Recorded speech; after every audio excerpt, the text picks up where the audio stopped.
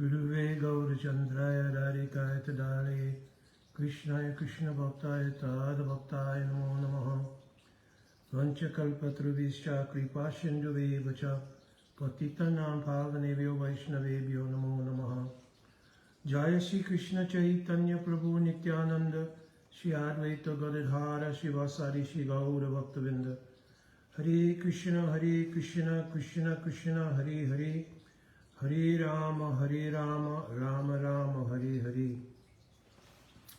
Dandavat Pranam devotees. So I just briefly want to respond to a question that was sent to me. There were some questions because I was traveling a little bit and there's some backlog of some of the questions and answers.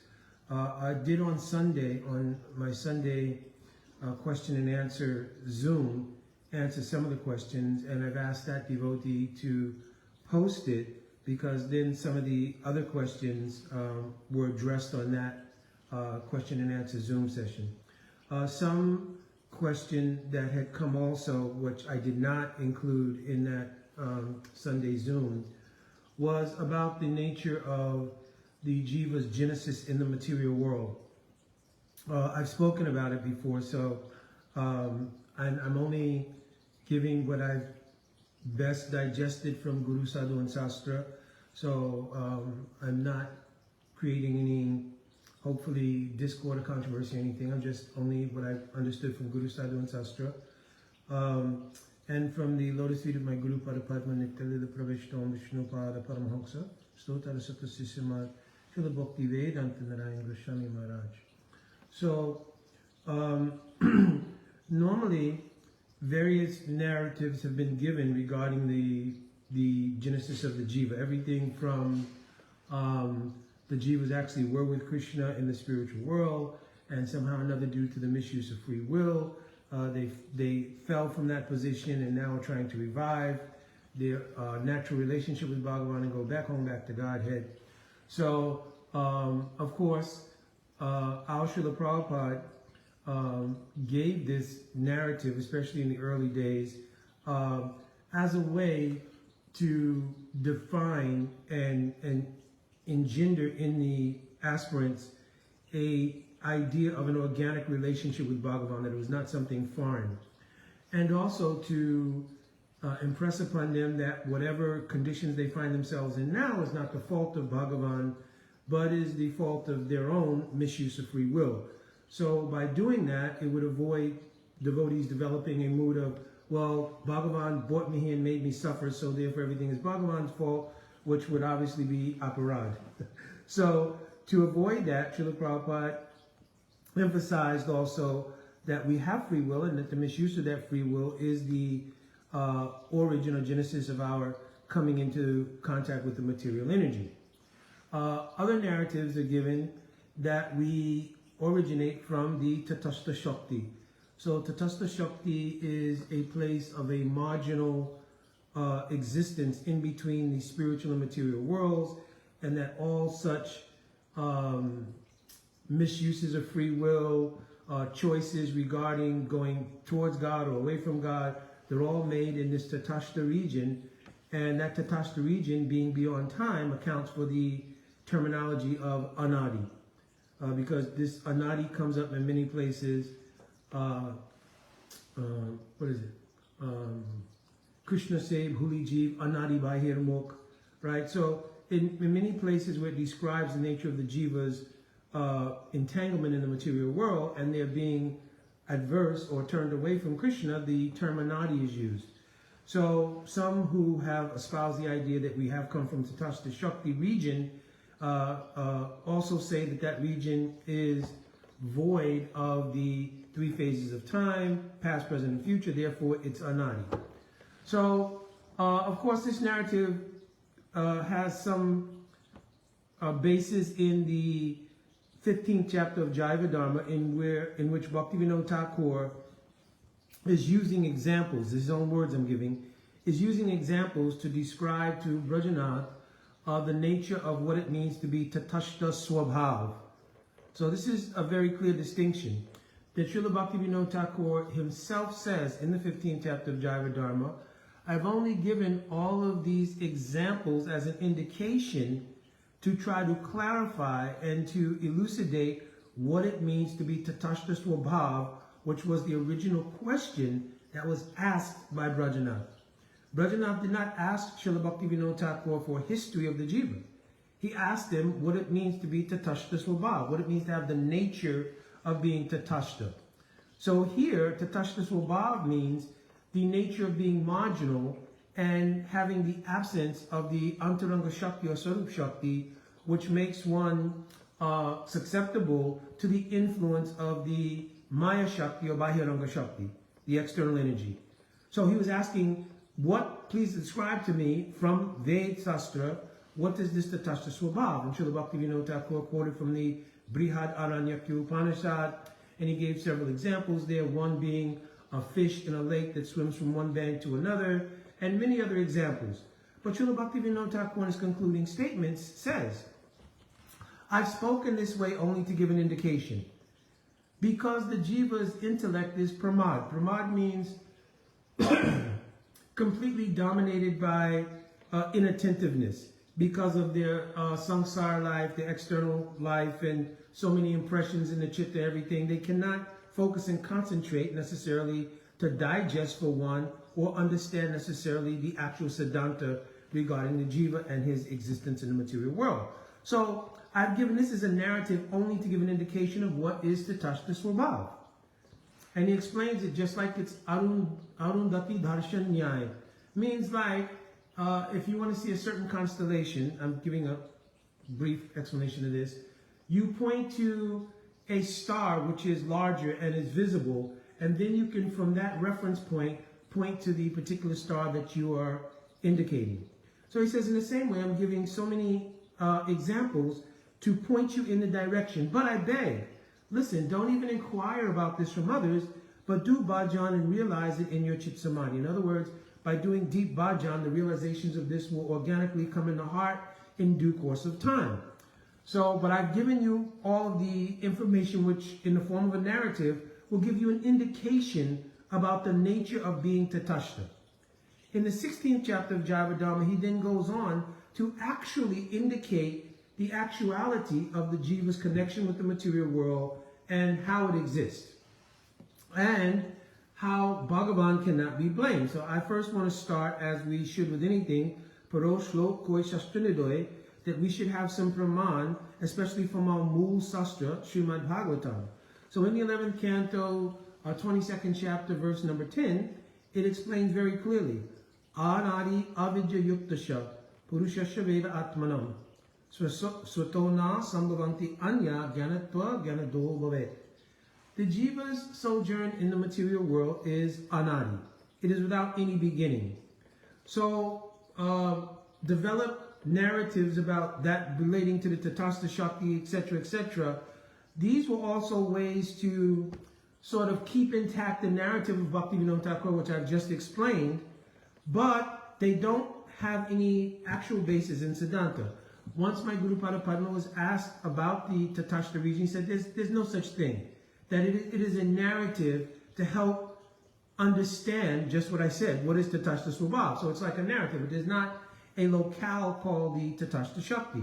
So it's imaginary, right? So here Srimad Bhagavatam is saying that because the Jiva has the nature of being Tatashta and they are void of Swarup Shakti, then their existence in connection with avidya, anadi avidya yuktasha, has been without any beginning. Now Jiva Goswami has mentioned that anadi means something that has no beginning, but it does have an end. Right? It means at some point in the sojourn of the Jiva, they will come in contact with the necessities that will turn them towards their spiritual reality. So the being anadi bhada, or bound from time without any beginning, does not mean nitya bhada. He actually, sometimes the word nitya bhada is used, but he says it means that though the condition of the jiva had no beginning, it will have an end. Right? That's a guarantee. Right? Because the constitution of the jiva, dasabhuti hariyeva nanya sheva karachana, you actually are servant of Krishna. Mahaprabhu also, jivera swarupoye Krishna nitya das, but jivera tatastha shakti bhed abhed prakash. right? So the jiva having this tatashta swabhav has from time without beginning been subject to connection with avidya. The nature of avidya, of course, is first, avidya literally means without knowledge of our constitutional reality, which is that we're das of Krishna, etc. And because that knowledge is not present, then the avidya shakti itself offers a false identity, beginning with asmita, I am something. I'm not identifying with my actual spiritual reality, but asmita, I am something. Then the ahamkar impresses on this idea of asmita and creates a sense of I am the karana and karata, the cause and doer of everything in my sphere, right? Sphere. So, of course, in Bhagavad Gita, this is explained, prakriti kriya manani gunai kamani savasha ahamkara vimudatma.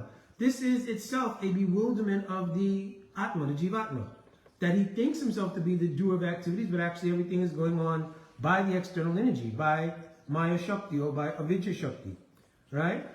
So then a particular identity comes in relation to the karmic portfolio of the jiva, right? Karmana dhaivanana trena janto deho papatye shri uttapravesta punsam reta karanasaya. So then the jiva, traversing throughout the, from one life to another in samsara, they take birth to a particular family, etc., etc., and they receive an upadi. I am John Doe, born to Sally and Jane Doe, born to John and Sally Doe, etc., etc. So now I have a particular identity in a particular family, culture, race, social status, etc., etc., based on my karmic portfolio. So here now the false identity is fully intact. And the jiva, because the pure spiritual essence, which is composed of only the ananda, meaning in the basic swarup according to Jiva Goswami and Paramatma Sandarbha, it means that the jiva has no misery. Dukkha pratiyogita, right? Chidananda atmaka. Their nature, there is no misery in the jiva. So whatever misery is acquired by the jiva or the jiva thinks they have is a result of vicarious identification with the external energy and the function of the three modes of material nature on their chitta or consciousness, right? Because the actual misery doesn't exist in the jiva, right? Anato pasamam sakshat bhakti yoga marhok sajam. All right, he says that actually misery is superfluous to the jiva. That the Srimad Bhagavatam, Vyasadeva wrote to prove this point, that actually misery is superfluous to the jiva, right? There's no real misery in the Atma itself. There's a vicarious connection with avidya that creates that. So because of that, the jiva spends his time in the duality of avoiding misery and trying to find happiness. This is called rag and dvesh. But there's also a inextricable potency of maya that encapsulates the jiva. It is called abhinivesh, and therefore svatona sambhavanti. This verse in the 11th canto says the jiva cannot extricate himself from this entanglement. Anya, it requires someone else. Gyanatva, Ganadobhavet, means who has Swarup Shakti. Gyanatva and Ganadobhavet, who's causelessly, mercifully disposed towards giving it to you to break the cycle of being entangled in the material energy. So here we have from a Mool Grantha, Mool Sastra, our Mool Sastra Srimad Bhagavatam, that the jiva's connection with Maya is anadi. So of course, under the influence of ahamkara, the jiva has a sense of the need to find justified causation for what happened, right? Because their self-interest produces this. If the jiva only has the interest of service to Krishna, this does not become an issue. If the jiva is truly anya abhilasika sunya and anukulyena krishnanu all their endeavors are only for the pleasure of Krishna, if this was Krishna's pleasure, and that can be proven, there should be no problem for the jiva. But under the influence of self-interest and ahamkara, the jiva wants to find justification and justified causation for what happened to them, right? It's like, no, somebody's got to explain to me why I was in the material world, and why I've also heard that some jivas go to the spiritual world and other jivas come here. Why wasn't I in the lot that went to the spiritual world? So the nature of ahamkara and self-interest produces this kind of mentality, that I need to find justified causation for my situation. So I've got questions. I may need to go to an equal opportunity board in the spiritual world. I don't know what has to happen, but I've got to find some reason why this plight came to me, right? But if there is no self-interest, then it can be easily understood that Bhagavan himself has said, Swangsa Vivinangsa Rupa Hanarishtar Ananta Vaikunte Brahmananda Karena Vihar. Bhagavan performs unlimited leelas in the Vaikuntha planets and in the Brahmanandas with his Vivinangsa Jivas. So obviously in the Ananta Vaikuntha, in the spiritual realm, those leelas are performed with Nitya Siddha, fully accomplished Jivas. But in the material world, he's also performing one leela called Shrishti Leela. And in the Shrishti Leela, there are those Jivas who are not accomplished yet, but Bhagavan, both as the Antaryami, who's been with the Jiva throughout his sojourn in the material world, and as various unlimited incarnations who come to the material world with the express purpose of, one, Anugrahaya Bhaktanam, showing mercy and giving pleasure to the devotees, right? And as a byproduct of that, Anugrahaya Bhaktanam Anushinam Dehinam Ashtita, those who are embodied bound Jivas, Bhajate Tadrasi Kritva Yatshutva Tatparo Bhavet. If they will hear the beauty of these narrations of the Lord's various incarnations, they will become attracted to bhakti, and in that case, their sojourn in the material world will in fact come to an end. Right? So Bhagavan has performed this Leela with the express purpose of relating to the Tatastha Jivas who have been bound from Anadikal to inspire them in breaking their sojourn in the material world and becoming unmuk, or turning towards Bhagavan. So if we have no self-interest and the false egoism doesn't dominate our perspective on this, then we could say, oh, well, and Srila Bhaktivinoda Thakur in the 16th chapter of Jaiva Dharma lays this out. He unpacks this, if you'll study it carefully. That we will say, well, if this was Bhagavan's arrangement, and especially now that I have started the journey towards a deep loving relationship with Bhagavan, if this was his will, then yes, the premise under which I became unmuk, or turned towards Bhagavan, was anya abhilasita sunyam, being void of any other desire, including the desire of my self-interest to have a satisfactory, justified causation of why I was in the material world. Rather, anukulena Krishna anusilanam. All my endeavors will only be within the realm of bhakti to give pleasure to Krishna. And if it had caused him pleasure even to see my plight in the material world, I should be willing, under the auspices of what is pure bhakti, to accept that. Right?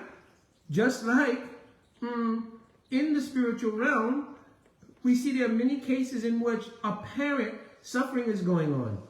The Panch Pandavas, their life is full of reasons they could question Bhagavan on why their plight should be like it is. We're a young family whose father prematurely died, who was abused by our cousins, who actually tried to kill us, who insulted our wife. There's just unlimited back-to-back things of problems that the devotees, who are eternal associates of the Lord, could raise the question, why us? But rather, the mother of the Panch Pandavas, who, because a mother is the embodiment of the suffering of all of her children. But Queen Kunti told, listen, I would accept this suffering over and over again if I could have your darshan. You understand? And the chance to please and to serve you. So the lack of self-interest, atma sukhe dukkhe gopiyo na kare vichar, that like the gopis are the prime example because they have no consideration of their own atma sukh and dukh. They only think what will cause happiness to Krishna. Yate sujata charanam burunam staneshu, last verse of Gopi Gita. Right? They only consider what will be pleasing to Krishna. Because of that, then it's described in Ujjwala Muni, the nature of Rag. Dukkam adikam chitte shuka tvena eva rajayate. Even when so-called dukh is experienced, it transforms into shuk, into great happiness, because of the slight indication that there is a chance to offer pleasure to Krishna. And then Ujjwala Muni gives many examples. Shrimati Radhika running on the sharp, very hot stones of Govardhan, only with the idea I may get a darshan of Krishna returning from Gocharan, taking the cows out, etc. You understand? So when there is no self-interest, then there is not the arising of the question of justification around my plight. But rather one thinks, if this was Bhagavan's arrangement, and he's declared it himself, Ananta Vaikunte Brahmananda Kareni Vihar, I have pastimes everywhere. Bhaktivinoda Thakur in the 16th chapter of Javidharma says, the Lord is not only Karunamayi because he's been with you throughout your sojourn in the material world, but he's Leelamayi. He has unlimited pastimes he wants to enjoy, and this is one of them.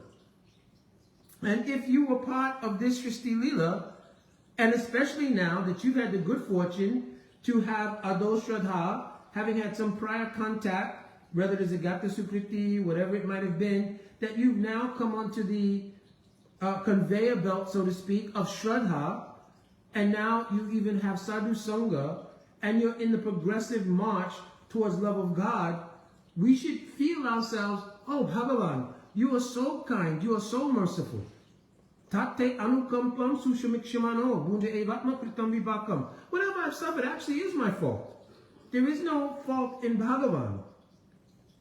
And with great love and affection, I should execute the process of bhakti, considering that, according to Sastra, I have been in the conditioned state from Anadika, without any conjecture of whether that was in some Tatashta region or whatever. No, within these cyclic goings and comings of the creation, I've been here from time without any beginning, right? Or you can say time immemorial because we cannot trace that out, right? But it doesn't matter because now I'm on the track of my actual, real spiritual self-interest in relation to Bhagavan. And therefore I don't need to find a material justified causation for the plight that I had. You understand? One last thing is that Srila Vishwanath Chakravarti Thakur Pad, in his Arthavarshini Tika, means his commentary on Bhagavad Gita, he also brought up this question and answered it. In the chapter 13, shlok number 20, Prakritim Purusha Chaiva Vidya Anadi Uvoyo Api. Right? So this is the first line of that shlok. So I'm going to read the Tika, the commentary. So he says, after explaining Paramatma, Sri Bhagavan is now explaining the Jivatma, the Puru. So the Purusha, who is also Saitra Gyan. Why did the relationship between the Saitra Gyan and Maya Prakriti occur, and when did it occur? Expecting this question, Sri Bhagavan answers with this shlok. So he answers, Prakritim Purusha Chaiva Vidya Nadi Uboyopi. The relationship between the Jiva and Avidya Shakti, just like the Bhagavatam verse, is anadi. It doesn't have a beginning or it doesn't have an original causation.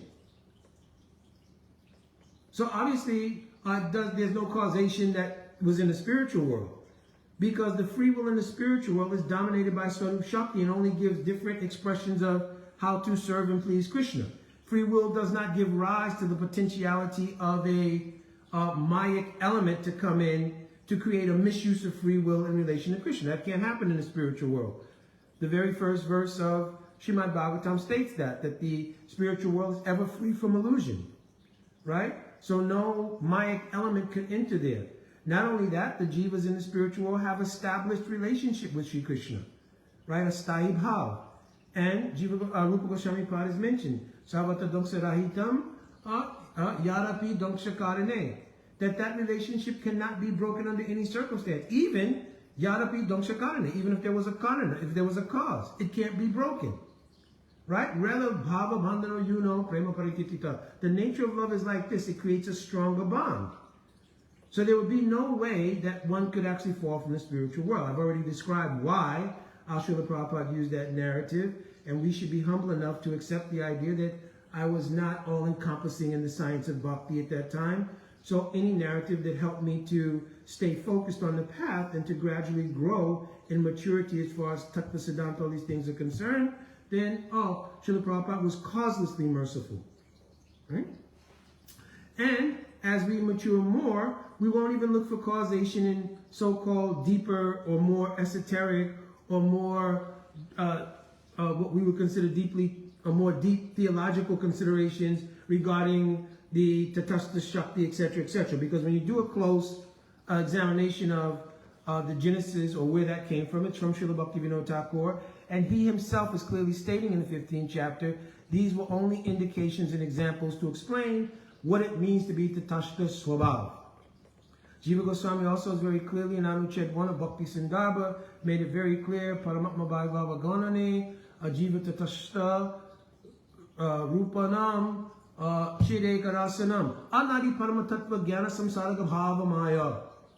Right? That the Jiva has been the Abhav, Pragabhav in this case, of Swarup Shakti, means Paramatatva Jnana, from Anadika. Because of that, they have susceptibility to the influence of Maya Shakti. So he says, therefore, Tadvai Mukhi Tridaya Labda, they naturally and organically, being void of Swarup Shakti, have an inclination towards the material, which is Anadi. And then Maya Avrita Swarupa Jnananam. Then this is how Maya, or the Avijja Shakti, has ability to cover the Swarup. And here Swarup indicates the nature of the Atma. It doesn't indicate the Siddha Deha of the Jiva or anything, because the Siddha Deha of a Jiva is not obtained until there is the descent of Swarup Shakti. And Swarup Shakti itself cannot be covered by Maya. Even a small prabhav or influence of Swarup Shakti in the form of Shraddha has the ability to break the Abhinavesh, which couldn't be broken under any other means, right? Swato na sambhavanti. That Abhinavesh of Maya could not be broken under any other condition. But when the Jiva acquires Shraddha Anupayani Rajam, Bhakti Unmukhi Chittavritti Vishesh. By that slight influence even of Swarup Shakti, the Jiva can break Abhinavation in the material world and become unmukh towards Krishna. You understand? So, this was supposed to be brief. I hope it wasn't too long, to kind of give an idea and also to set a mood that our devotion is based on Anya Abhilasita Sunya, not craving any other desire except the Anukul Seva to Krishna. You understand? And if Krishna has this Srishti Leela, a cyclic Leela in which I've been part from Anadikal, and now that sojourn has come to an end, because it's also explained in Srimad Bhagavatam, what is this? Bhava Appabharago Brahmato Yad Bhavet Janashat Tarahi Achutta Sat Sangamaha. When you have come to the point where you begin to receive Achutta Sat Sangha, means the Satsanga of devotees, pure devotees, then you should know that Bhava Appavaraga, that my sojourn in the material world is coming to an end. Actually, our acharyas have described this as Attishyukti. Attishyukti means like such an amazing statement that the effect is put before the cause. In other words, the cause of the end of the sojourn of the Jiva is Sadhu Sangha. But here it says, one should know that the sojourn of the Jiva has come to an end when they acquire Sadhu Sangha. Anyways, I don't think I've quite made it right, but our acharyas have analyzed it, and it's such an amazing statement. So we can know that our sojourn has taken its end because we've come into Sadhu Sangha. Right? So hopefully this was some answer to, there was like 2 or 3 devotees who were a small group who asked the question originally. I didn't address it on Sunday in that question and answer session. But please go ahead and do the research. I've quoted where you can find the resources for this. And really take time to do bhajan and think about it. Right? Because if we have the mood of self-interest, right, and we look for justification on that basis, then it's obviously not Anukulina Krishna Nusilanam. If I can digest that Bhagavan's pleasure is paramount among all, and that the Srishti Leela of Bhagavan is a reality, and he himself has stated that the purpose of it is 1, Paritranaya Sadhanam Vishnaya Jadiskritam, 1, Paritranaya Sadhanam, to give pleasure to the sadhus, or Nugraya Bhaktanam, to give pleasures to bhaktas within the Srishti Leela. But a byproduct of that is that it is also a mechanism of delivery for those Anadi Bhada Jivas. If they will be fortunate enough to hear or come in contact with those Paramasvatantra Bhagavat Bhaktas who were commissioned by Bhagavan to deliver them, then, oh, such a great thing will happen. That after so long of a sojourn in the material world, they'll become Bhakti Unmukh, or Krishna Unmukh. They'll turn towards Bhakti or turn towards Bhagavan. At that time, Krishna Seva Vasan, right, will come, the desire to serve Krishna, and then the progressive, incremental unfoldment of Swarup Shakti will take them to a perfection of an eternal relationship with Krishna. So Jai, my Dandavat Pranam, Vancha Kalpataruvishcha, Kripa Shinduvacha, Patitanam Pavanebhyo, Vaishnavebhyo, Namo Namaha. Jai Radhe Radhe.